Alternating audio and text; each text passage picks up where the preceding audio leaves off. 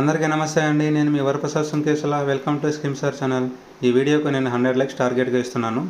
మీరు లైక్ చేయడం వల్ల నెక్స్ట్ వీడియో చేయడానికి నా ఎంకరేజ్మెంట్గా ఉంటుంది. దయచేసి మన ఛానల్ని సబ్స్క్రైబ్ చేయండి, లైక్ చేయండి.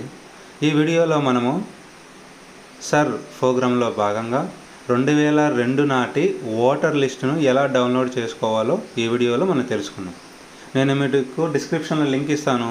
ఆ లింక్ మీద క్లిక్ చేసిన వెంటనే మీకు ఈ విధంగా లింక్ అనేది ఓపెన్ అవుతుంది. ఈ లింకు ఓపెన్ అయిన వెంటనే మీకు రెడ్ బ్లూ కార్నర్ ఉంటుంది. అక్కడ search your name in last SIR అని ఉంటుంది. దాని మీద క్లిక్ చేయండి. దాని మీద క్లిక్ చేసిన వెంటనే search details or search in last SIR e roll అని ఉంటుంది. దాని మీద క్లిక్ చేయండి. అక్కడ మీ స్టేట్ సెలెక్షన్ చేయండి, డిస్ట్రిక్ట్ సెలెక్షన్ చేయండి, అలాగే మీ కాన్స్టిట్యూషన్ సెలెక్షన్ చేయండి, అలాగే మీ పోలింగ్ బూత్ యొక్క పేరును సెలెక్షన్ చేయండి. సెలెక్షన్ చేసి వ్యూ మీద క్లిక్ చేయండి. వ్యూ మీద క్లిక్ చేసిన వెంటనే మనకు డీటెయిల్స్ అనేవి ఓపెన్ అవుతాయి. ఈ విధంగా ఇలా ఓపెన్ అవుతాయి.